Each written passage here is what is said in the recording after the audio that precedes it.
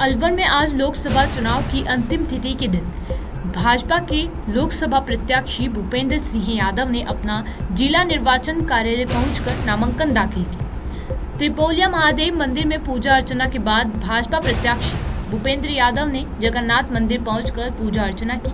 जगन्नाथ मंदिर में पूजा करने के बाद भूपेंद्र यादव मंदिर से शहर के मुख्य बाजारों से होते हुए आमजन से मिलते हुए कंपनी बाग पहुंचे। इस दौरान भाजपा कार्यकर्ता ने वाहन रैली भी निकाली, जो जगन्नाथ मंदिर से शुरू होकर कंपनी बाग स्थित सभा स्थल पर पहुंची। नामांकन से पहले जनसभा को संबोधित करने के लिए मुख्यमंत्री भजनलाल शर्मा भी अलवर पहुंचे।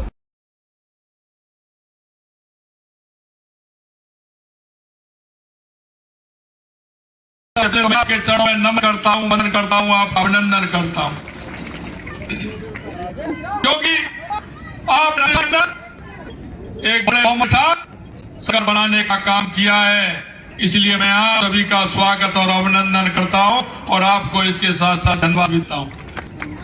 मित्रों, इस देश के अंदर अगर हम राजनीतिक दलों की बात करें, बहुत सारे राजनीतिक दल हैं और वो राजनीतिक दल भी हैं जो चुनाव के समय दिखे। कुछ राजनीतिक दल ऐसे भी हैं जो चुनाव के समय झूठे वादे करते, खोखले वादे करते हैं, पर भी बिकते। लेकिन मैं आपको विश्वास दिलाना चाहता हूं, भारतीय जनता पार्टी एक ऐसा राजनीतिक है जो जनता कहती है वो करते हैं और घोषणा पत्र कहते हैं वो करके बताते हैं। इसीलिए तो कहते हैं मोदी जो कहते हैं वो करते हैं और करते हैं वही कहते हैं। तो मैं आपको इसलिए कहना चाहता हूं, आप लंबे समय से वोट डालते हैं, आप किसी न किसी राजनीतिक दल को वोट डालते हैं, लेकिन आपके वोट का असर कितना होता है मैं आपको ये बताना चाहता हूं। लोग कहते हैं ये भारतीय जनता पार्टी ने कर दिया।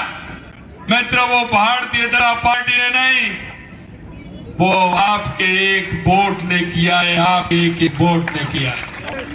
इस देश के प्रधानमंत्री नरेंद्र मोदी जी को अगर ताकत का काम किया है, आप एक वोट की ताकत है, तो देश के प्रधानमंत्री ने 500 साल तक कलंक मिटाने का काम आपकी वोट की ताकत किया।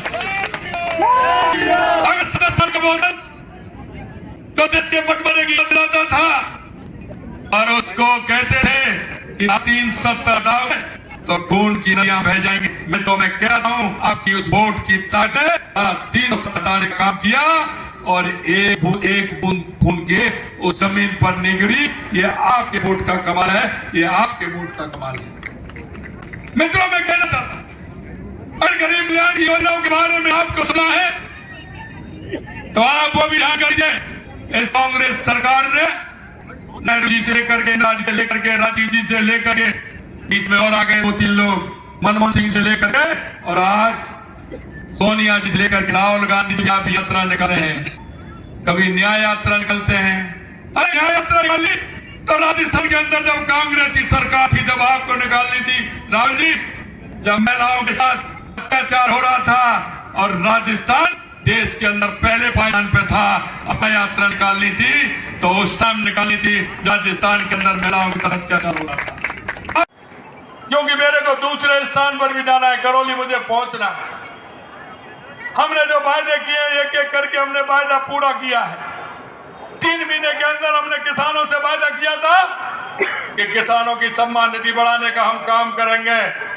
6,000 रुपए हमारे देश के यशस्वी प्रधानमंत्री नरेंद्र मोदी जी किसान सम्मान निधि देते थे।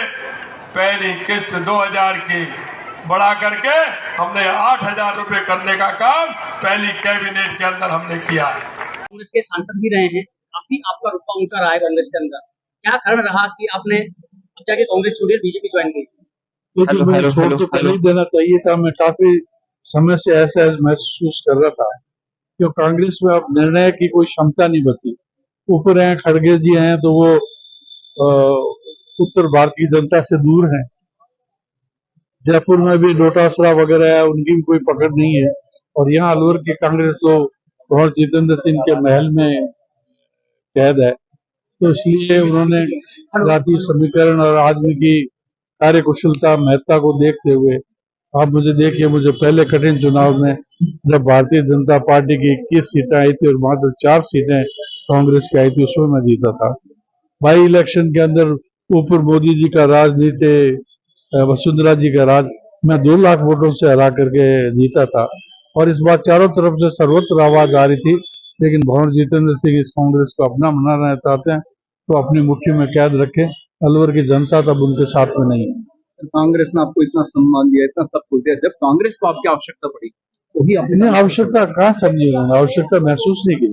आवश्यकता महसूस करती तो मुझ जैसे कद्दावर नेता को उनको टिकट देना चाहिए था, वो मेरा सम्मान करना चाहिए था। आवश्यकता नहीं थी ना, वो तो चाहते थे कि आप निकल जाओ यहाँ से, निकालना चाहते थे आपको पार्टी से। तो आपका छोड़ने के कारण टिकट नहीं मिला। हाँ जी, और वैसे भी मोदी जी की जिस तरह से योजनाएं चल रही है उन सबसे भी मैं बहुत प्रभावित रहा हूँ। और फिर दूसरा जो ये प्रत्याशी है, ये बहुत प्रभावी है, बहुत वरिष्ठ है, बहुत सीनियर है, इस कारण से। ललित यादव जी यादव हैं, आप भी यादव हैं, क्या लगता है आपको, क्या बीजेपी आपके भी है पे यादव कवर कर पाएगी? नहीं देखिए, यादव तो सारे भूपेंद्र जी के साथ जाएगी। यादवों में इतना गुण और पॉलिटिकल सेंस है कि कौन सा यादव समाज को आगे लेके आने वाला है, तो वो भूपेंद्र यादव। यादव समाज के भरत यादव जी ने प्रेस कॉन्फ्रेंस करके काफी यादव समाज ललित यादव जी के साथ है।